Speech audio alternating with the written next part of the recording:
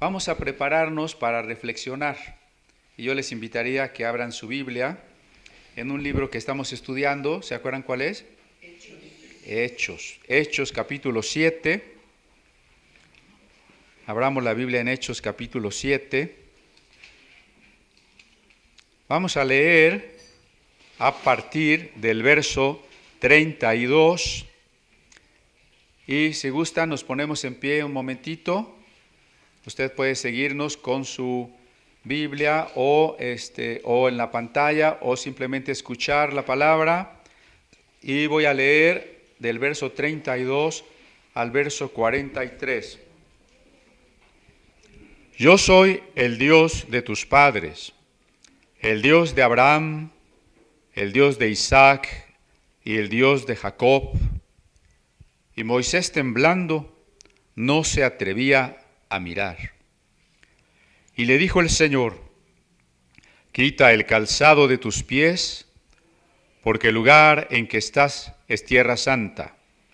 Ciertamente he visto la aflicción de mi pueblo que está en Egipto, y he oído su gemido, y he descendido para librarlos. Ahora pues, ven, te enviaré a Egipto. A este Moisés, a quien habían rechazado diciendo: ¿quién te ha puesto por gobernante y juez?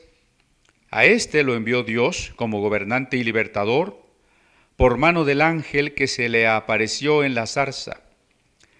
Este lo sacó habiendo hecho prodigios y señales en tierra de Egipto y en el Mar Rojo y en el desierto por 40 años. Este Moisés es el que dijo a los hijos de Israel: profeta os levantará el Señor vuestro Dios de entre vuestros hermanos como a mí. A él oiréis. Este es aquel Moisés que estuvo en la congregación en el desierto, con el ángel que le hablaba en el monte Sinaí, y con nuestros padres, y que recibió palabras de vida que darnos, al cual nuestros padres no quisieron obedecer, sino que le desecharon, y en sus corazones se volvieron a Egipto, cuando dijeron a Aarón: haznos dioses que vayan delante de nosotros, porque a este Moisés, que nos sacó de la tierra de Egipto, no sabemos qué le haya acontecido. Entonces hicieron un becerro, y ofrecieron sacrificios al ídolo, y en las obras de sus manos se regocijaron. Y Dios se apartó y los entregó a que rindiesen culto al ejército del cielo, como está escrito en el libro de los profetas: ¿acaso me ofrecisteis víctimas y sacrificios en el desierto por 40 años, casa de Israel? Antes bien, llevasteis el tabernáculo de Moloc y la estrella de vuestro dios Renfán, figuras que os hicisteis para adorarlas. Os transportaré, pues, más allá de Babilonia. Tome su lugar, hermano, muchas gracias. El encuentro con Dios por medio de su ángel, así hemos titulado a nuestra plática de hoy: el encuentro con Dios por medio de su ángel, lo cual es mucho decir. Encuentro con Dios. ¿Cómo encontrarnos con Dios? Si pensamos que Dios es creador y que está presente y que sostiene las últimas galaxias en los confines del universo, aquellas de las cuales apenas tenemos una vaga idea gracias a los radiotelescopios, de millones y millones de años luz de distancia, allá está Dios. ¿Cómo encontrarnos con Dios? Dios que creó el universo y esta tierra hace miles de millones de años, ¿cómo encontrarnos con aquel Dios? Un Dios invisible, un Dios oculto, un Dios desconocido, un Dios diferente a todo cuanto conocemos. Por algo Martín Lutero le llamaba el Deus absconditus, el Dios escondido. El teólogo Rudolf Otto le llamaba el totalmente diferente, el totalmente otro. ¿Cómo conocemos, cómo nos encontramos con ese Dios? Bueno, la buena noticia, porque evangelio quiere decir buena noticia, es que efectivamente Dios quiere salir a nuestro encuentro. ¿Cómo nos encontramos con Dios? Porque Dios sale a nuestro encuentro. ¿Y por medio de qué o de quién? Nosotros no podemos contemplar los objetos extensos. Usted puede mirar todo el mar, puede mirar algo del mar, pero no puede mirar todo el mar, ni lo profundo del mar, ni puede mirar todo el cielo, ni todas las estrellas, todo el universo. No podemos mirar lo que es inmensamente grande, mucho menos a Dios, que no es un objeto y que es infinito. ¿Cómo encontrarnos con Él? Entonces Dios se ha manifestado, como decía Ambrosio de Milán, con la luz que brota de la luz, que es su palabra, y que en este pasaje del libro de Hechos, el discurso de Esteban, se llama el ángel de Jehová. Es un personaje que encontramos desde el Antiguo Testamento, un personaje muy importante, el ángel de Jehová. Si usted se fija, Esteban ha dicho que el ángel habló con Moisés en la zarza, ¿no? En el verso 35, por mano del ángel que se le apareció en la zarza. Y también en el verso 38, que en el desierto, quien estaba con la congregación y hablaba en la montaña del Sinaí, era el ángel de Jehová. Todo este discurso de Esteban, que está arrostrando la muerte en unos instantes, en cuanto termine su discurso, está enfocado hacia Jesús. Aparentemente, o por lo pronto de manera explícita, no ha mencionado el nombre Jesús. Sin embargo, los que están escuchando entienden perfectamente cómo esta historia está volviendo a ser contada, pero desde la perspectiva de Jesús. Esta historia podría contarse como si Jesús no tuviera importancia o no fuera necesario mencionarlo, pero Esteban está estructurando todo el relato a partir de la figura de Jesús. Fíjense, vamos a ver primero que hay un encuentro con Dios, más bien en nuestra vida hay una posibilidad de encontrarnos con Dios. Yo diría que cuando menos en 3 momentos. Hay 3 momentos posibles del encuentro con Dios. Cuando digo encuentro con Dios no me refiero solamente a creer en Él. A veces platicamos con las personas y nos dicen, no, yo sí creo en Dios. Yo me encomiendo a Él todas las mañanas. Ahora que está de moda mandar mensajitos con saludos por WhatsApp, por ejemplo, hasta los no cristianos siempre nos mandan que Dios te bendiga. Bueno, y otras cosas que no tienen nada que ver con Dios, que la armonía y que todo esté bien, que la naturaleza te sonría. Bueno, eso aparte, hablan de Dios, a veces hablan de Dios, pero eso no significa un encuentro con Dios.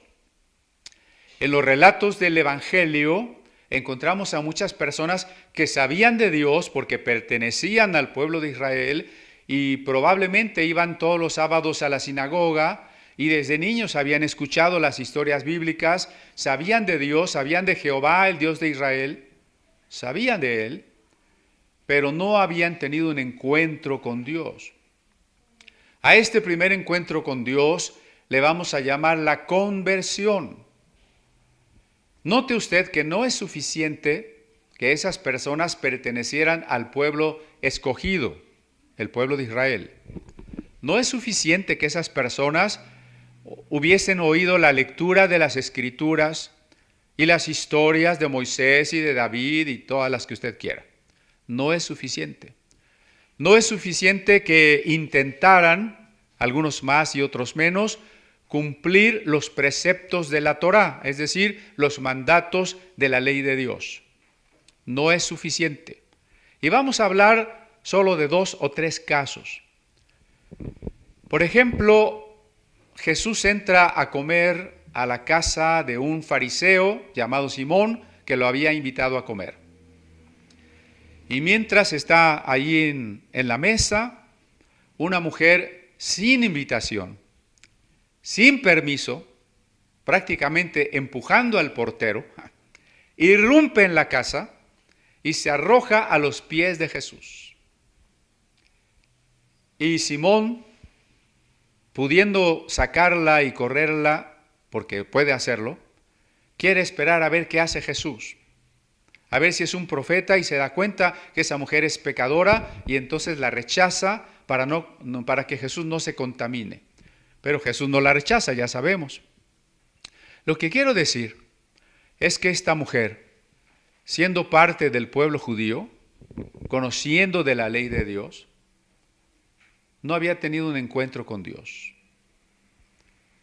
Es más, su vida se había desviado por no sabemos qué razones, familiares, sociológicas, económicas, y se había convertido en una prostituta. Y no significa que Dios dejara de amarla porque era una prostituta, como pensaban los fariseos, que Dios ya no la amaba. Dios la seguía amando. Tampoco significa que ser prostituta u otras desviaciones sexuales no sean pecado. Jesús no le dice que no hay ningún problema, que ella es libre, que Él no discrimina a nadie, que es una servidora sexual y no pasa nada. No. Esta mujer se reconoce pecadora, esta mujer se sabe aceptada por Dios y se sabe perdonada. Y a partir de ese encuentro con Jesús, después de aquel momento en que ella irrumpe en esa casa y se arroja a los pies de Jesús, su vida es otra.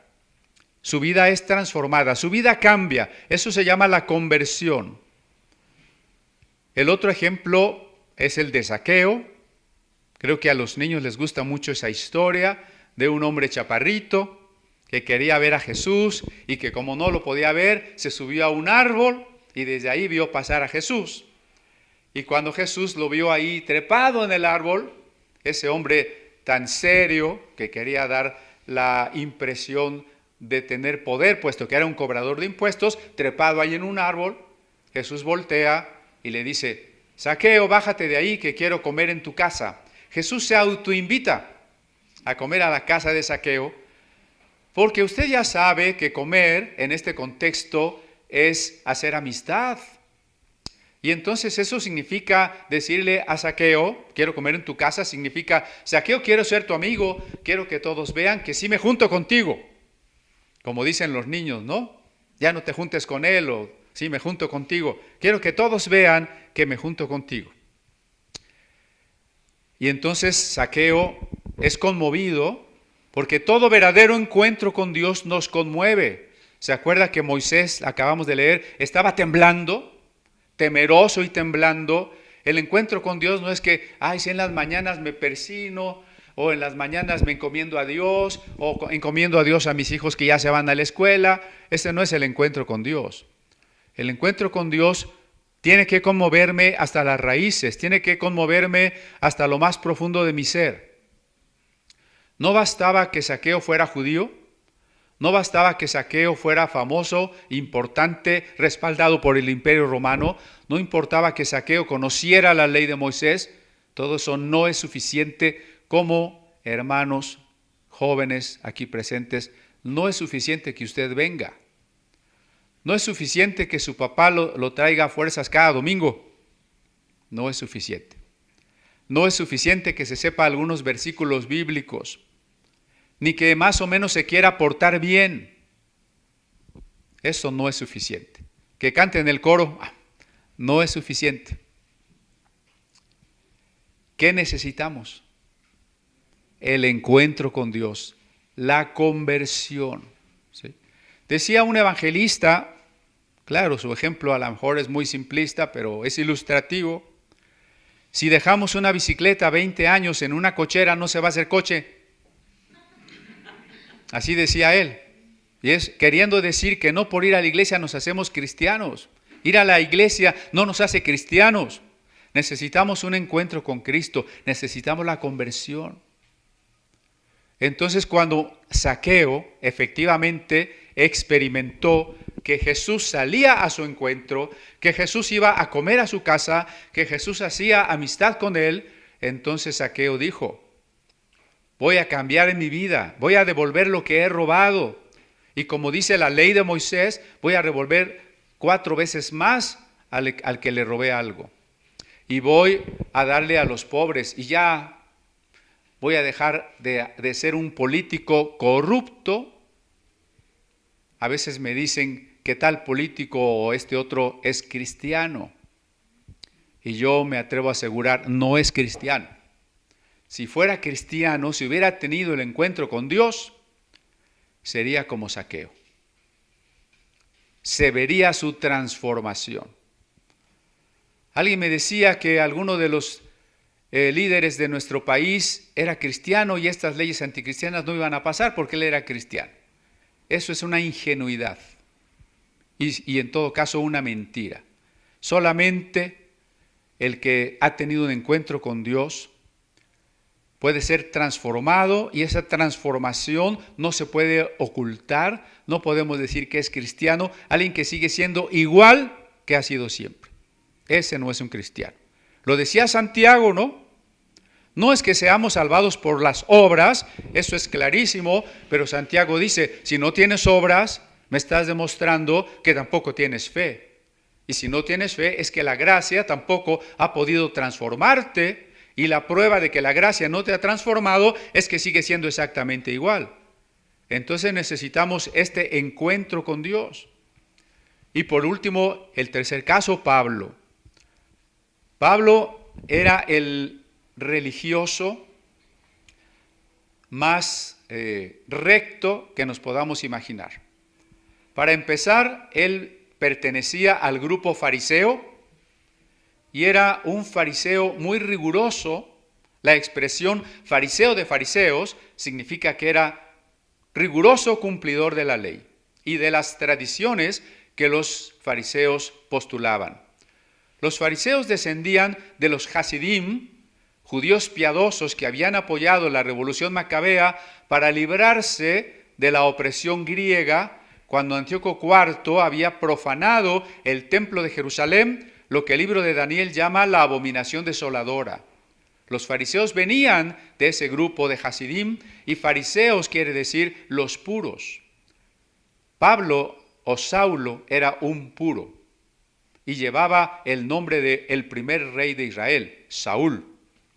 Además, conocía perfectamente la ley de Moisés y estaba de acuerdo en oponerse a toda blasfemia, como vimos que dio un voto de calidad para que apedrearan a Esteban, porque desde la teología de Pablo, desde la profunda exégesis, desde el Midrash de Pablo, que es la interpretación judía de la ley, Esteban era un blasfemo, y entonces estuvo de acuerdo que lo apedreara. Era tan celoso de la ley de Moisés, de lo que Dios había hablado allá en la montaña del Sinaí, era tan celoso de su religión como algunos evangélicos y algunos católicos. Somos tan celosos de nuestra iglesia, de nuestra denominación, de la ley de Dios, defensores a ultranza de la Biblia, y así era Pablo. Y Pablo pidió unas autorizaciones para ir a otras ciudades a perseguir a esos apóstatas, herejes, blasfemos, llamados los nazarenos. Entiéndase, los cristianos. Hasta aquí Pablo es un hombre justo, sí. Es un hombre religioso, sí. Es un hombre que conoce profundamente las Escrituras, sí. ¿Ha tenido un encuentro con Dios? No. Sí vemos qué tan diferente es el encuentro con Dios. No tiene que ver con que sabemos versículos de la Biblia, con que hemos tomado algunos cursos. No tiene que ver con que los domingos venimos al culto, aunque sea para dormirnos en la predicación. A ver la cámara, si nos puede, mejor se pasa de este lado para... que me enfoque a los que ya están cerrando los ojos. No era suficiente. Dios le salió al encuentro en el camino a Damasco y su ser fue conmovido y cayó del caballo y tuvo que clamar: ¿quién eres, Señor? Y luego la vida de Pablo dio un vuelco, fue completamente diferente.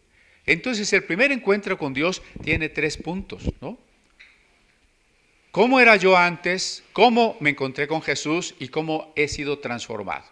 Si esas 3 cosas no están claras, es que tal vez no hemos tenido un encuentro con Dios.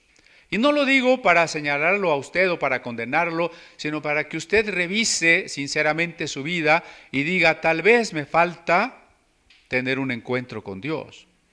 Me gustaría tener un encuentro con Dios, porque quien no tiene este encuentro con Dios, que se llama la conversión, no tiene la vida eterna.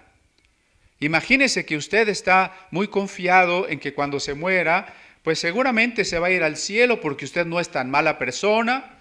Seguramente usted sí se va a ir al cielo porque iba a la iglesia. Seguramente usted se va a ir al cielo porque sí creía en Dios y le pedía su ayuda. Y la gran sorpresa, como decían algunos, el camino más corto al infierno es desde las puertas del cielo. Usted iba a entrar y no entró. Necesitamos experimentar la conversión. Si usted tiene claro: de verdad he sentido, he vivido, he experimentado un encuentro con Dios y he sido transformado y ya no soy lo que era, entonces usted ha conocido a Cristo. Pero si eso no ha pasado, si usted no siente esa profunda diferencia, si usted no tiene claro que un día se encontró con Cristo y cómo, entonces más vale que empiece a buscar el rostro de Dios y le pida encontrarse con Él. Ahora es el tiempo, ¿no? Decía también un predicador, siempre le gustaba decir: mañana puede ser tarde. Y es verdad. Hoy es el tiempo, porque mañana mi corazón puede haberse endurecido. Porque mañana pude haber muerto ya. O muchas otras razones. Hoy es el tiempo. Ese es el primer encuentro con Dios. Hoy, otro momento en la vida de encuentro con Dios es cuando Dios nos llama a servirle. Tenemos ejemplos. Aquí el primero: Moisés va a buscar aquella oveja que se le perdió, o aquella cabra. ¿Qué era? Cabra, ¿verdad? Por hermana desobediente. Se fue a buscarla y se encuentra con aquel arbolito, aquel arbusto que está ardiendo y no se consume. Y entonces se acerca para ver qué pasa allí, y es cuando escucha la voz de Dios. Ese es el encuentro de Moisés, y como acabamos de leer, Dios le dice: te envío. Tenemos el caso del profeta Isaías en su capítulo 6. Dice que Isaías vio una visión sobre el templo de Jerusalén, el trono de Dios, que era el equivalente del lugar santísimo. Dios estaba sentado sobre un trono alto y sublime, y las bordes, las orlas de su túnica y de su manto cubrían el templo, y los quiciales de las puertas temblaban, y los querubines estaban frente a Dios y le decían: santo, santo, santo. Y entonces Dios habló e hizo una pregunta. Todo el capítulo 6 de Isaías es un pasaje retórico, es decir, de una belleza literaria que no pretende ser literal, sino darnos un mensaje. Ya sabemos que Dios no está encima de una silla y mucho menos en un templo, pero lo que está mostrando aquí es la grandeza de Dios y su soberanía. Y la pregunta retórica de Dios es: ¿a quién enviaré? ¿Quién irá por nosotros? Dios lo sabe todo, ¿no? Entonces no es que realmente Dios tenga una duda. ¿A quién enviaré? Ahora sí no sé. Dios no puede estar en esa situación, Él lo sabe todo. La pregunta divina es retórica porque es una invitación para el que escucha. ¿A quién enviaré? Esa es la pregunta para usted. ¿Qué hizo Isaías? Volteó y... Yo no sé. A veces decimos, hermanos, ¿quién se va a involucrar? ¿Quién va a ir? ¿Quién va a predicar? ¿Quién quiere hacer esto? ¿Quién quiere hacer aquello? Y los hermanos dicen, no, bueno, hay un momento en que Dios nos va a llamar. Entonces Isaías dice, bueno, Señor, pues voy a morir porque he visto a Dios. Y soy hombre inmundo de labios, eso quiere decir pecador. Soy pecador. Y he visto a Dios. Isaías tiene razón. Si nosotros pudiésemos tener un encuentro con Dios en nuestro pecado, ¿sabe qué pasaría? Caeríamos fulminados. Si usted tocara unos cables, unas vías de alta tensión, usted caería fulminado. Bueno, Dios es mucho más que eso, ¿no?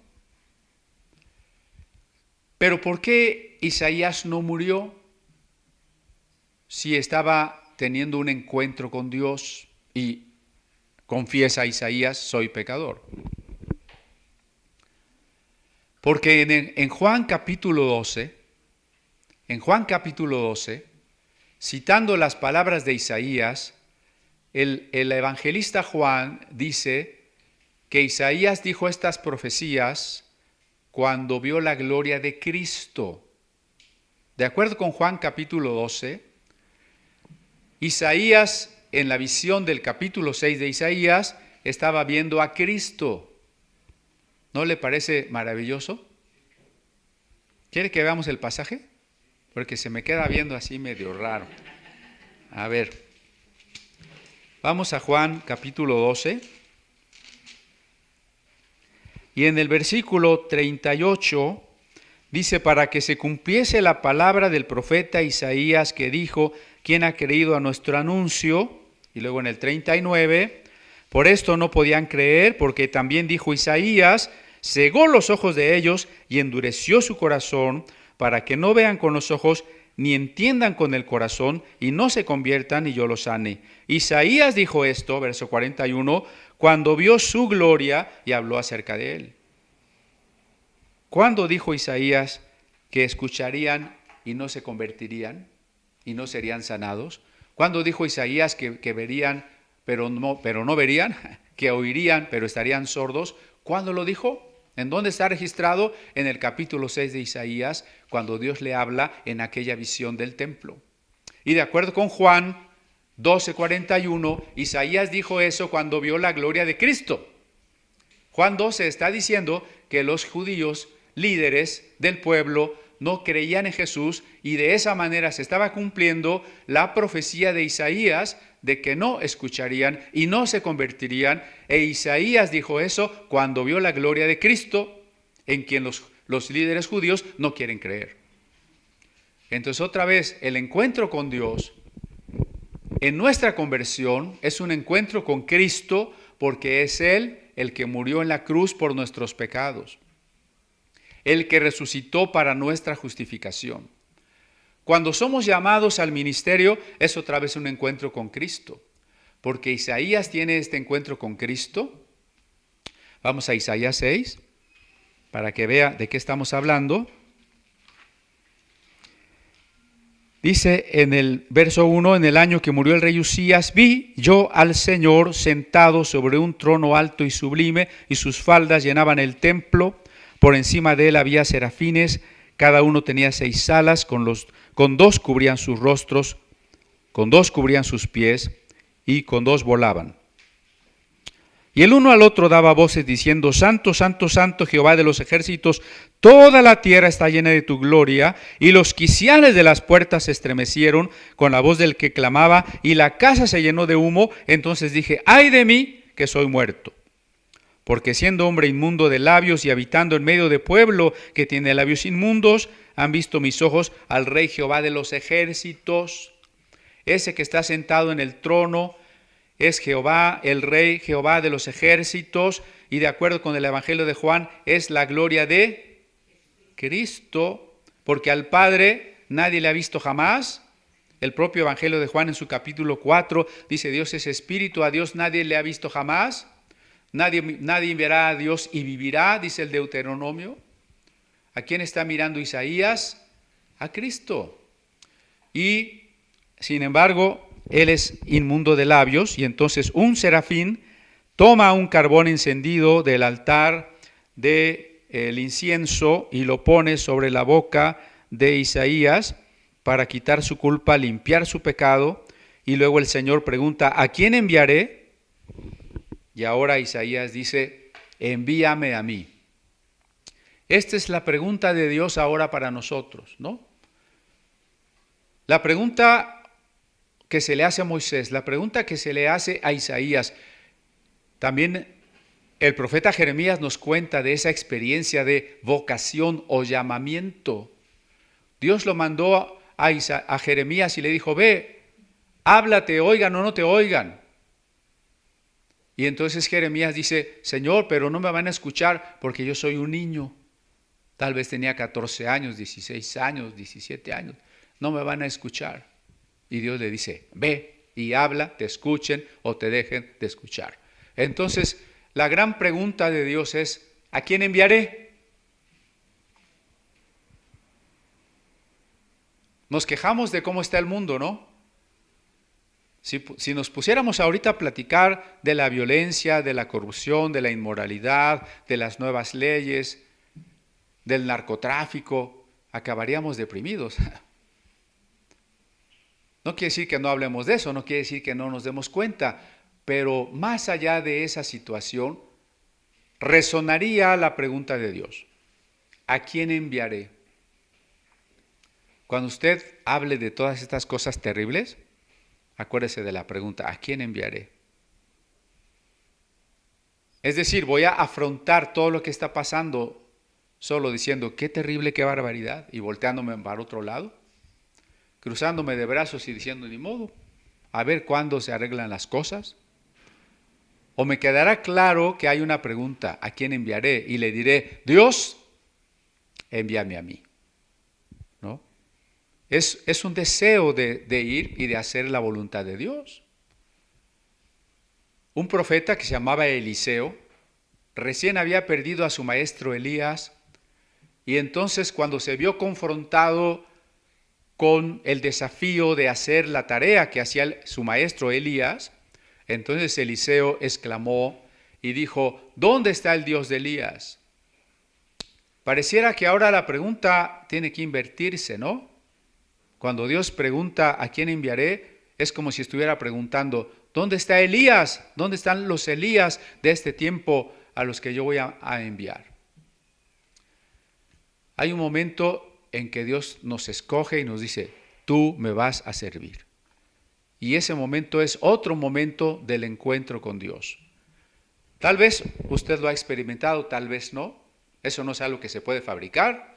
Solamente le invito a que esté en su deseo servir a Dios y que esté atento a cuando Dios lo llame. Y cuando Dios lo llame, usted diga, como Isaías: aquí estoy, Señor, ¿no? Hay un tercer momento del encuentro con Dios, ¿sabe? Es el encuentro en la hora de nuestra muerte. Todos nos vamos a morir. Y realmente esa época, ese tiempo llega muy rápido, aunque no lo queramos, aunque no lo imaginemos. Ayer me decía mi hija que cuando era niña veía programas de artistas que tendrían sus 30 años, y ahora que tiene 20 y tantos y aquellos ya tienen 60 y 70, dice: bueno, qué barbaridad. Tenían la edad que yo tengo ahora cuando yo los veía, ¿no? Así de rápido se va la vida. Entonces, pues sí, cualquiera de nosotros puede experimentar eso. ¿Se acuerda cuando era niño? ¿Pasó rápido o no pasó rápido? Si pasó rápido cuando usted era joven o era niño, pues va a pasar rápido la etapa que vive ahora, llegar a nuestra muerte. Ese es el momento de nuestro encuentro con Dios. ¿Estamos preparados para ello? ¿Estamos preparados? Hay gente que no le preocupa, ¿sabe por qué no le preocupa? Porque se engaña a sí misma pensando que falta mucho, como que prácticamente eso no va a llegar. O se imagina que cuando ese tiempo llegue va a ser tan fuerte o tan entero como es ahora. Pero alguna vez les decía que hasta los ateos en el momento de la muerte terminan clamando a Dios, porque es cosa seria. En Lucas 16, que ya estudiamos, se dice que murió Lázaro, aquel pobre cuya pobreza le llevó a encontrarse con Dios, y en ese sentido era un bienaventurado, como dice Jesús, bienaventurados los pobres. Cuando murió Lázaro, dice, fue llevado por los ángeles al seno de Abraham. Cuando Esteban, lo veremos más adelante, muere, está mirando a Jesús a la diestra del Padre. Entonces, encuentro con Dios. Moisés se encuentra con Dios. Dios se encuentra con Moisés. Hay 3 momentos en nuestra vida en los que Dios se encuentra con nosotros, y en esos 3 momentos el encuentro con Dios es a través de Cristo. Nuestra conversión, nuestra transformación, cuando realmente conocemos a Dios y nuestra vida a partir de ahí le pertenece. El segundo momento, cuando Cristo, que es quien da los ministerios, Efesios 4 dice que Cristo ha ascendido, ha dado dones ministeriales a la iglesia, nos llama a servirle. Y ese llamamiento es también muy serio, tan serio como que los profetas todos lo experimentaron, tuvieron visiones o tuvieron momentos sublimes a partir de que Dios les estaba diciendo, ve. Y tercer momento de nuestro encuentro con Dios, que también será seguramente difícil, el de la muerte. Quizá si muriéramos muy tranquilos, un día nos durmiéramos así bien descansados y ya no despertáramos nunca, qué bonita sería la muerte. Pero tristemente, en la mayoría de los casos, la muerte es dolorosa, es agónica, es lenta, es desesperante, es triste, es muchas cosas, ¿no?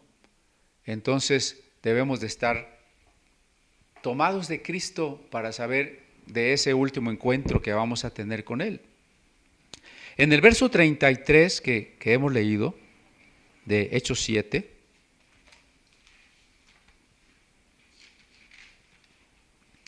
el Señor le dijo, quita el calzado de tus pies, ¿no? Algo de eso habíamos comentado, pero solo quiero reiterar.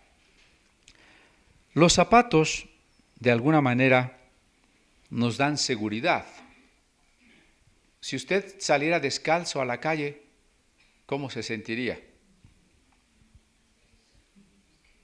Pues muy extraño, tal vez avergonzado, pero sobre todo lastimado de los pies. Quitarnos los zapatos es quitarnos toda seguridad, es abandonarnos en las manos de Dios, en esta dimensión que es la dimensión de lo santo. Y en el verso 35 vimos ya que este Moisés, a quien los hombres habían rechazado, era a quien Dios exactamente estaba enviando para libertar a su pueblo. Insisto en que tratemos de ver cómo Esteban está mostrando a Cristo a lo largo de todo su relato. Primero, ¿con quién se encontró Moisés en la zarza? Con el ángel de Jehová. ¿Quién más era el elegido de Dios para redimir al pueblo y fue rechazado por el pueblo? Pues Cristo, ¿no? ¿No está dicho, la piedra que desecharon los edificadores, esa ha venido a ser cabeza del ángulo? O lo que acabamos de leer de Isaías, ¿quién ha creído a nuestro anuncio? El siervo de Yahvé ha sido rechazado, ha sido considerado un castigado por Dios y no un Mesías. Entonces, esta vivencia de Moisés de ser rechazado y sin embargo de ser el elegido para libertar, está apuntando hacia Cristo, claramente hacia Cristo. Entonces dice que en el 35 no, sin embargo a este lo envió Dios como gobernante y libertador por medio del ángel que se le apareció en la zarza. Los judíos que a la fecha no crean en Cristo, algunos creen, pero muchos no creen en Cristo, no podrían decirnos quién es este ángel. Algún targum de estas traducciones arameas del hebreo al arameo de la Torah, un targum de Éxodo que se llama Pseudo Jonatán, dice que este ángel era el maestro de Moisés. Y luego el judaísmo tardío medieval le pone un nombre a este ángel, le pone Metatrón, el ángel Metatrón. Pero se trata de no reconocer que este ángel no puede ser menos que Dios. Porque cuando Moisés se inclina ante él, cuando Moisés le pregunta cuál es tu nombre, el ángel contesta, yo soy el que soy. El ángel de Jehová, acuérdese que ángel es el mensajero. ¿Quién es el mensajero de Dios? Así con mayúscula, pues Cristo, ¿sí? Entonces, este énfasis en el ángel, este énfasis en identificar a Moisés rechazado con el Mesías rechazado, en todo esto está apuntando hacia Cristo. En el verso 36 dice, o sea Moisés, los sacó haciendo o habiendo hecho prodigios y señales en tierra de Egipto y en el Mar Rojo y en el desierto por 40 años. Dios acompaña su palabra, acompaña su mandamiento respaldándolo con sus milagros. Recuerde que milagro no es algo que viola una ley natural. Milagro es cualquier evento, cualquier manifestación en la que Dios se hace patente, en la que Dios se revela. Y así como Moisés fue respaldado por Dios con milagros, no es que Moisés hiciera milagros. Este mismo Targum que les cito ahora, dice que la vara que tenía Moisés la encontró en casa de su suegro Jetro, y que era una vara de zafiro del trono de Dios, que tenía escrito el nombre de Dios, y por eso tenía poder la vara. Nada de eso, son fábulas judías. El judaísmo, y no soy antisemita, está lleno de muchas fábulas, como estas que les digo. La verdad es que los milagros los hace Dios, como vimos en Hechos 4, que la iglesia estaba orando, Señor, permite que tus siervos hablen tu palabra con todo denuedo, mientras tú extiendes tu mano y obras milagros, prodigios y señales en el nombre de tu santo Hijo Jesús. A mí me toca llevar la palabra, al profeta le toca llevar la palabra, a Moisés le toca llevar la palabra, a Dios le toca extender su mano y obrar milagros. Y así lo hace. Y entonces también en el Evangelio de Juan, Jesús le dice a los líderes judíos, ¿por cuál de todas las obras que hago, por cuál de todos los milagros me quieren apedrear? Y ellos dicen, bueno, no te queremos apedrear por los milagros, sino porque haciéndote hijo de Dios te haces igual a Dios. ¿Se acuerda? Y entonces Jesús les dice, si no me creen a mí, crean a las obras que yo hago, porque son el testimonio de que Dios me ha enviado. Entonces cuando los hebreos en el desierto desobedecen a Moisés y rechazan la palabra de Moisés, están prefigurando a Cristo, quien también fue respaldado por los prodigios y milagros de Dios, y sin embargo fue rechazado por el pueblo a quien él estaba redimiendo. Esto es, ya dijimos, es lo paradójico, ¿no? Parece que muchas veces la gente no quiere ser ayudada. ¿Por quién murió Cristo? Por la gente que no quiere saber nada de Cristo. ¿A quién quisiera Dios salvar, integrar sus familias, ayudarlos, librarlos de tantas penalidades del pecado? ¿A quién? ¿A la gente que no quiere? Los destinatarios del amor de Dios no quieren el amor de Dios. El día de ayer, en uno de los países donde llegó primero la Reforma protestante, uno de los países que mandó misioneros a diferentes partes del mundo. De hecho, un misionero llamado Axel Anderson vino a principios de los años 20 aquí a México y fundó una denominación que hoy tiene iglesias, muchas por la República, que se llama Iglesia Sarón, de Suecia. Me refiero a Suecia. En este país de Suecia, el día de ayer, en la capital, en Estocolmo, se hizo una reunión pública con permiso del gobierno y protección de la policía para quemar la Biblia, ¿no? Entonces es muy triste que la gente a quien se quiere ayudar, a la gente a quien Cristo ha venido a rescatar, es la gente que no quiere ser rescatada. Eso es muy triste. Pero con esto está diciéndole a los que lo escuchan, ustedes están rechazando al Mesías como sus padres rechazaron a Moisés. Así que vamos adelante al verso 37. Este Moisés es el que dijo a los hijos de Israel: profeta os levantará el Señor vuestro Dios de entre vuestros hermanos como a mí, a él oiréis. Otra vez señalando a Cristo, el mensaje de Esteban. A ver, acuérdense, ustedes ahora adoran a Moisés, idolatran la ley de Moisés, pero ustedes fueron desobedientes a Moisés, como lo están siendo al Mesías. Pero el Moisés al que ustedes ponen en un pedestal, ese Moisés dijo que vendría otro profeta como él y que a él ustedes tendrían que escucharlo. ¿A quién se estaba refiriendo? Pues a Cristo. Me adelanto un poco al final del relato cuando dice que los que oían esto rechinaban los dientes contra Esteban. Ahora entiende por qué rechinaban los dientes. Porque a la gente no le gusta escuchar acerca del Evangelio, ni de su pecado, ni acerca del arrepentimiento. Por eso, la quema de la Biblia en Estocolmo se justifica diciendo que hay libertad de expresión. Ah, pero hable usted de Cristo y entonces si no hay libertad de expresión, porque en varios países se han llevado a personas predicando en la calle a la cárcel, ¿no? Todos pueden decir de todo, menos los cristianos. ¿Por qué? Pues porque no queremos oír a ese profeta. La gente termina idolatrando no solo a Moisés, sino a la ley de Moisés, en muchas maneras.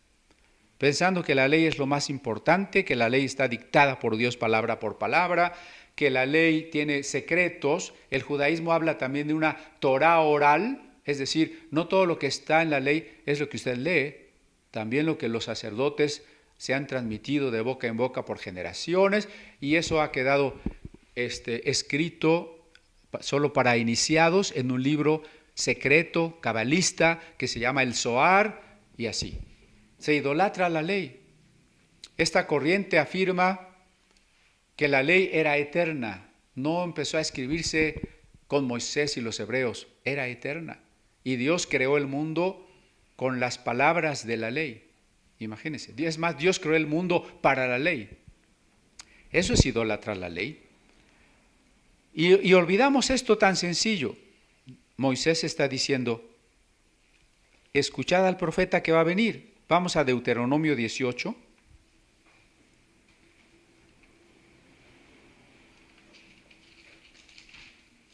En el verso 15.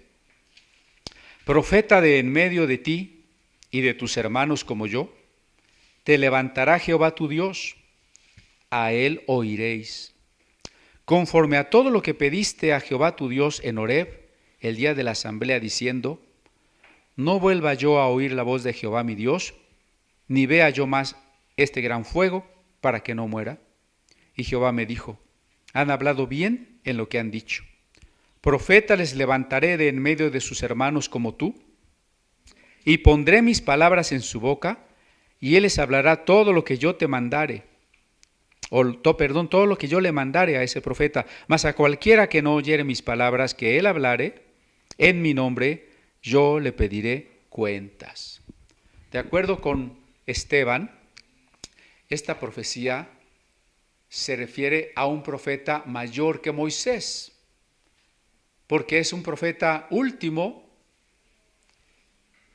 que está prefigurado en Moisés, y la carta a los hebreos, por eso está interesada en mostrarnos, entre otras cosas, como si tuviera una discusión con judíos creyentes en Jesús o incluso con judíos de doctrina esenia, que Moisés es menor que el profeta postrero y que ese profeta postrero y sacerdote postrero es Cristo. La carta a los Hebreos es muy clara. Cristo es mayor a Moisés. Por supuesto que es posible desvirtuar esta profecía. Los mormones van a decir que José Smith es este profeta. Oído un profeta que va a ser como Moisés, dicen, pues José Smith. Sí, lo pueden decir o pueden decir de cualquier persona, pero la pregunta es, ¿quién respaldó a Jesús con milagros? ¿Quién tuvo un mensaje único, el mensaje de amor de Dios? ¿Quién fue y vivió de tal manera que puede decir, el que me ha visto a mí, ha visto al Padre? ¿De quién da testimonio el Espíritu Santo cuando escuchamos el Evangelio? Solamente de Cristo. Entonces, es claro que el profeta de quien está hablando el escritor del Deuteronomio es el Mesías. Es muy probable que Deuteronomio no fue escrito por Moisés, pero eso no importa. Una de dos, o había una tradición muy antigua en que Moisés había hablado de un profeta futuro, o los escritores del Deuteronomio tenían claro que habría que esperar un Mesías, puesto que lo que tenían hasta entonces de la ley de Dios no era suficiente para librarlos, mucho menos para hablarles de algo que la Torá hasta entonces ni siquiera había hablado: vida eterna, resurrección, nueva tierra. No eran temas que estaban en el Pentateuco. Dios enviará un profeta. Profeta es el que habla de parte de Dios. Y si esta palabra se refiere a Cristo, como Esteban afirma, noten lo que dice: de en medio de ti, de tus hermanos. Es decir, Jesús nació físicamente del pueblo judío. Entonces los judíos eran sus hermanos, ¿no? Tan es así que como José fue vendido por sus hermanos por monedas de plata, Cristo fue entregado por sus hermanos por monedas de plata. A él oiréis. Cuando el Evangelio de Lucas habla de la transfiguración, la voz que se escucha desde el cielo, ¿cómo dice? Este es mi Hijo amado, a él oíd. Noten el paralelismo con la frase, a ese profeta van a escuchar. ¿No sería lo más lógico que Moisés no hubiera hablado siquiera de un profeta? Que Moisés hubiera dicho, esta es la ley de Dios y esta es la ley que tienes que oír y punto final. Cerramos la pasta, la tapa. ¿No sería lo normal? ¿Por qué si ya está la ley, decir, casi dejarla a un ladito, decir, Dios va a levantar otro profeta? A él es al que van a escuchar. Es decir, está por encima de la ley, como lo muestra la visión del monte, donde están Elías y Moisés y Jesús en medio. ¿Sí? Pero sigue diciendo, porque el pueblo pidió, que no quería presenciar el fuego, el temblor, el humo de la teofanía, de la aparición de Dios, porque tenía miedo ante la posibilidad de morir en el encuentro con lo sagrado. Por eso lo sagrado es terrorífico, lo dice Rudolf Otto, ¿no? Lo sacro, lo santo, es terrorífico. La prueba es que el pueblo dice, no, ya no queremos ver a Dios, queremos, mejor háblanos tú.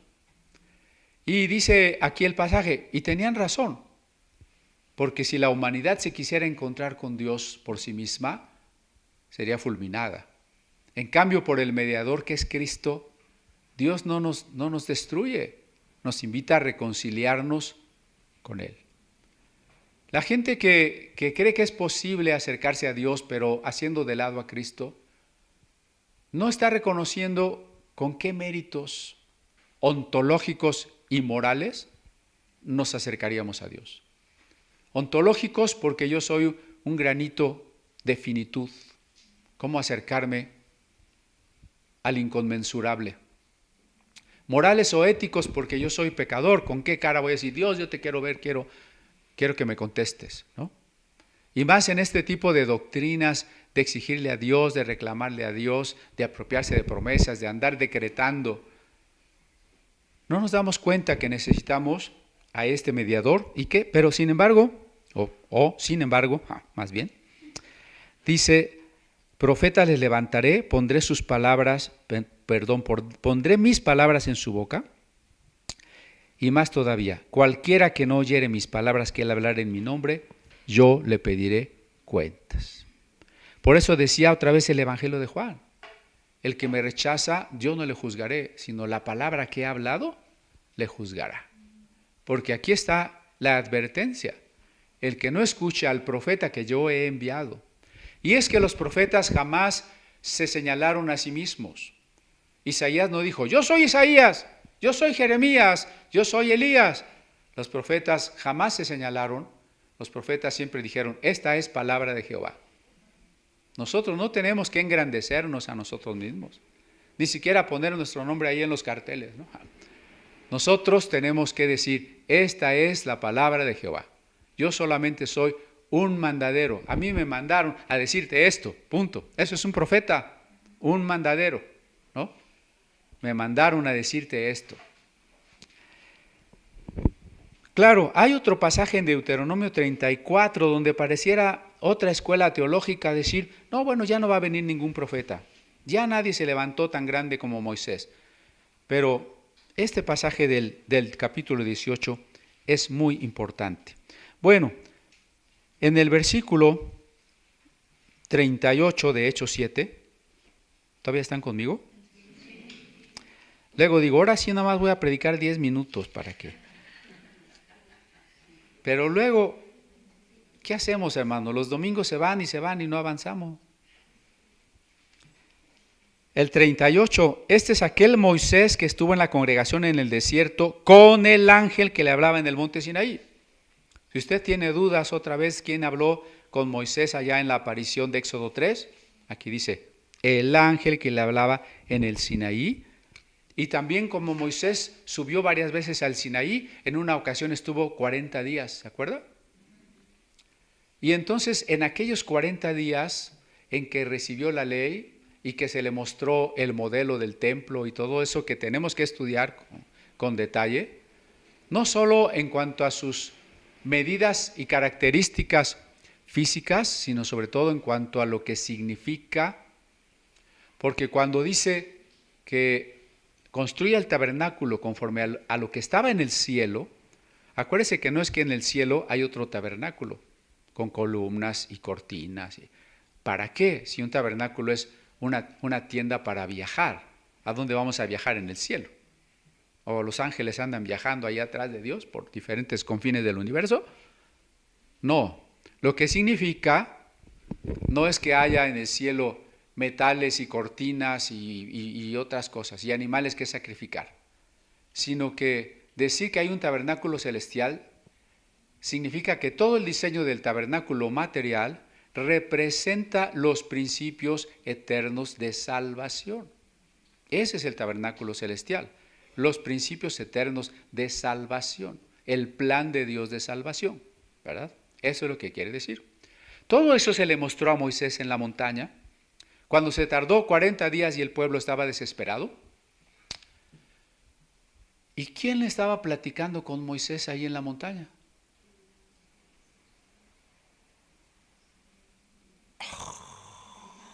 Amén, amén, amén, amén. ¿Quién estaba platicando con Moisés ahí en la montaña? Cristo. Cristo. ¿Sí es claro o no es claro, hermano? Es más, no dice, no verás mi rostro, mas verás mi espalda. Eso quiere decir, no puedes ver a Dios en su infinitud como Padre, pero puedes ver su mensajero.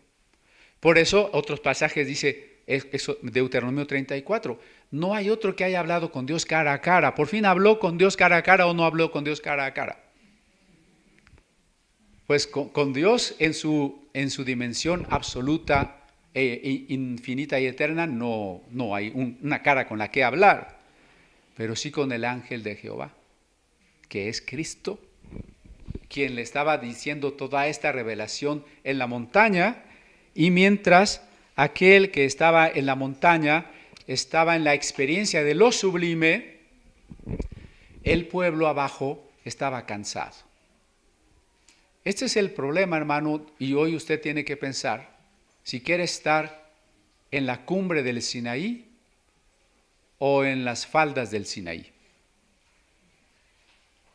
¿Cuál es la diferencia?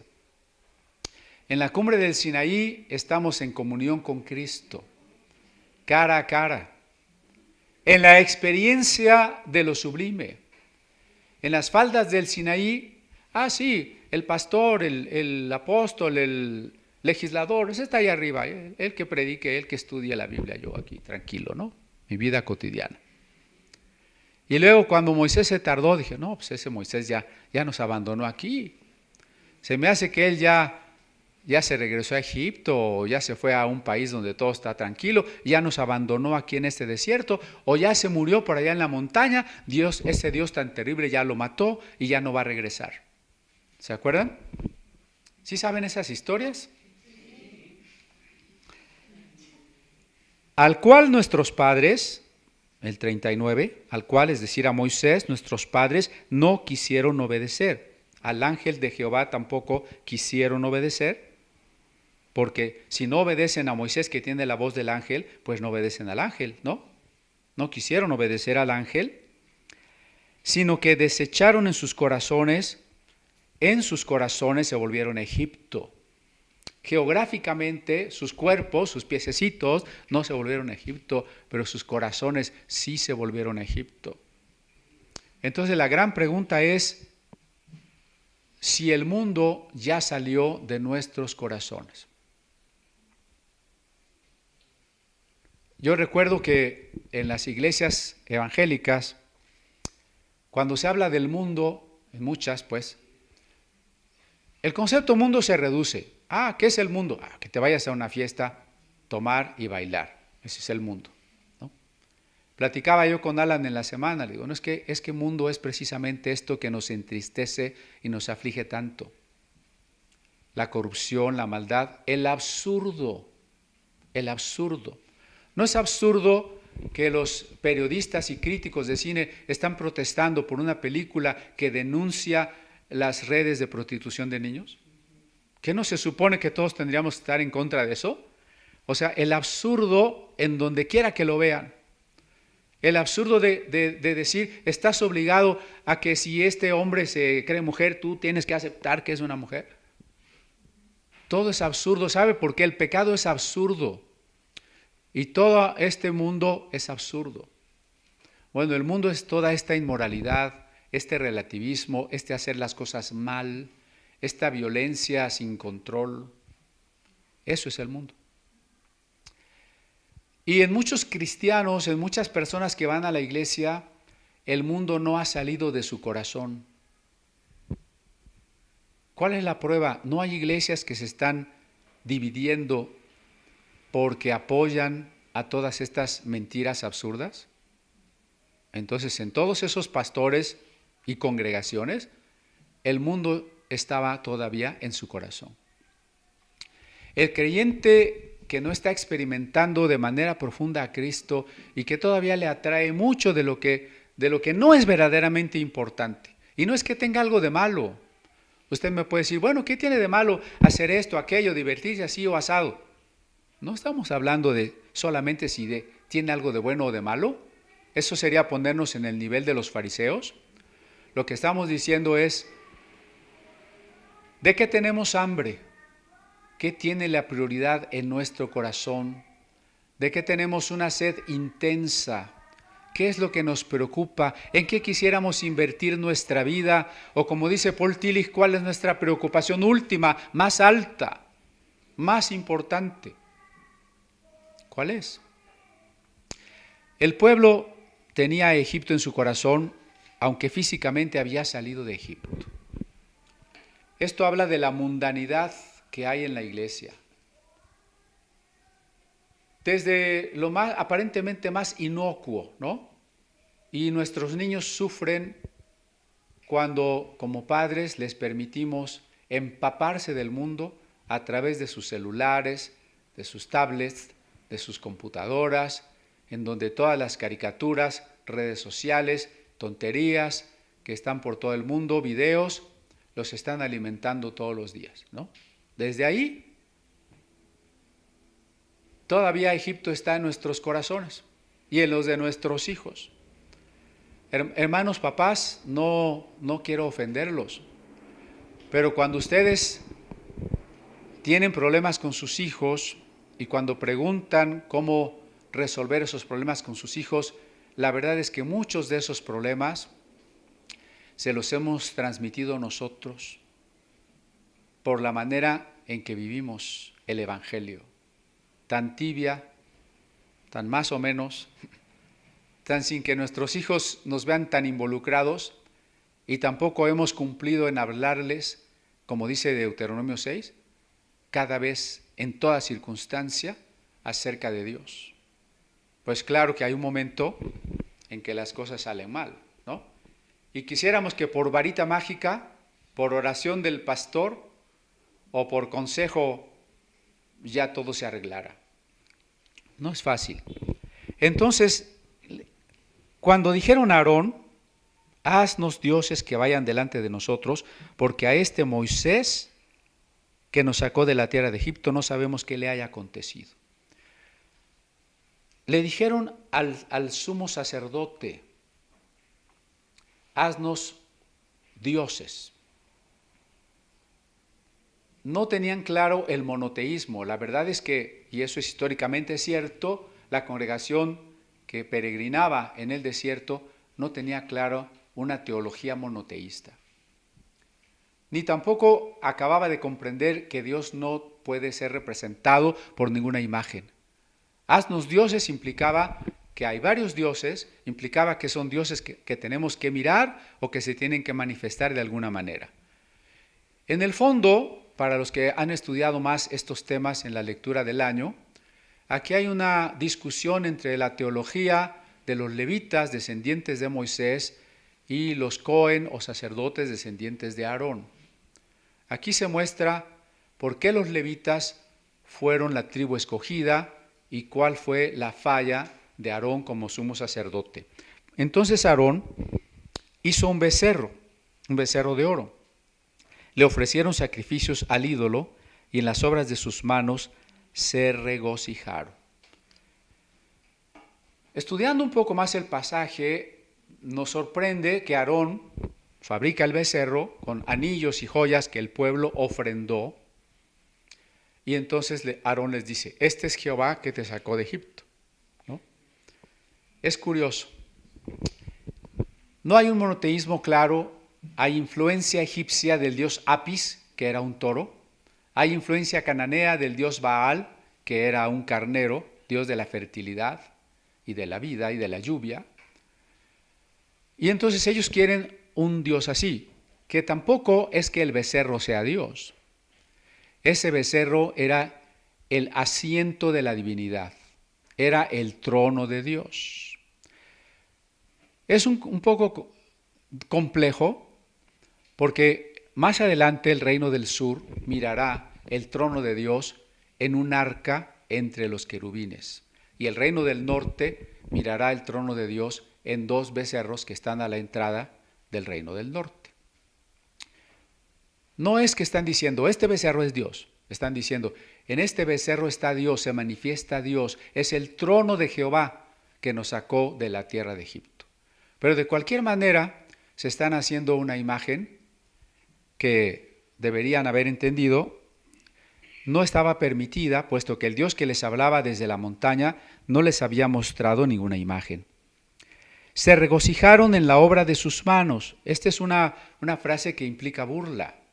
La burla que hace Isaías, que hacen los Salmos, y también algunos deuterocanónicos como el libro de Baruch, el libro de Sabiduría, que dicen que el hombre con sus propias manos trabaja un metal o trabaja un pedazo de madera y lo que le sobra lo talla y es un Dios y quiere que ese Dios que no camina lo cuide en el viaje, le pide que lo cuide en un viaje. Ese Dios que no tiene vida le pide que lo bendiga en su vida y habla del absurdo de la idolatría, ¿no? Entonces aquí otra vez está implícito eso, la obra de sus manos. Se regocijaron. Si leemos el pasaje del libro de Números, de Éxodo, vamos a ver que regocijarse significa que hicieron un banquete sagrado, todo el pueblo se reunió en una gran comida, que implicaba danzas y cantos, porque cuando Moisés viene bajando con Josué, le dice Josué, creo que hay batalla, yo oigo mucho ruido. Y dice Moisés, no es ningún grito de batalla, esto, ¿no? Eran cantos, danzas, comida y orgía sexual, como fue después con los madianitas, ¿no? Ese era el culto a este Dios. Y entonces, bueno, ya voy a cerrar. Dios se apartó y los entregó a que rindiesen culto al ejército del cielo. Esto nos remite a la carta a los Romanos. Romanos dice en su capítulo 1 que como el hombre no quiso tener a Dios en su mente, reconocer a Dios por las obras que Dios había hecho, Dios les entregó a la idolatría y para que adoraran a las criaturas finitas en vez de al Creador infinito. Voy a dejar hasta aquí, aunque tenía más cosas. Pero, ¿qué aprendemos? Que hay un momento del encuentro con Dios, que Dios va a enviarnos y que, como Esteban lo muestra, todo es a través de Cristo. Moisés era un tipo de Cristo, el ángel de Jehová es Cristo, el rechazo que el pueblo hizo fue el rechazo que hicieron también de Cristo. Los encuentros con Dios solo son posibles a través de Cristo.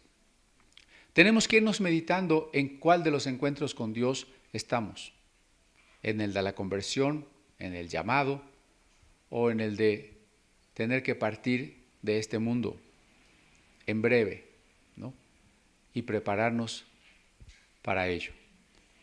Vamos a orar para que le digamos a Dios nuestra respuesta a la gran pregunta de Dios. Padre, escuchamos la voz de tu Espíritu Santo cuando ante las circunstancias, ante el mundo, pero sobre todo ante tu perfecta voluntad, resuena con aquella pregunta, ¿a quién enviaré? Permite que nuestros corazones abran sus oídos, se inclinen hacia ti y podamos responderte. Si tú nos buscas, has salido al encuentro de nosotros para perdonar nuestros pecados y darnos vida eterna, permite que todo el que ha escuchado la palabra ahora te responda. Que no haya uno aquí o de los que nos acompañan a la distancia que se pierda, como lo pidió nuestro Salvador una noche antes de morir. También que podamos responder al ministerio que nos has encomendado en cualquier área de la vida, en cualquier lugar donde nos has puesto, podamos responder al ministerio. Y también, Señor, si nuestra edad o nuestra enfermedad o nuestra vulnerabilidad nos pone cerca de aquellos momentos difíciles del valle de sombra y de muerte, danos tu consuelo y tu fortaleza. Que el ángel de Jehová que acampa alrededor de nosotros nos acompañe, que podamos como Esteban ver el rostro de aquel que nos recibe, cuyos ángeles nos transportan hasta el seno de donde están resguardados todos los creyentes. Que esta palabra que hoy hemos platicado germine en nuestros corazones para que cada día conozcamos más a Cristo, le amemos más, le obedezcamos más y en su nombre te lo suplicamos. Amén.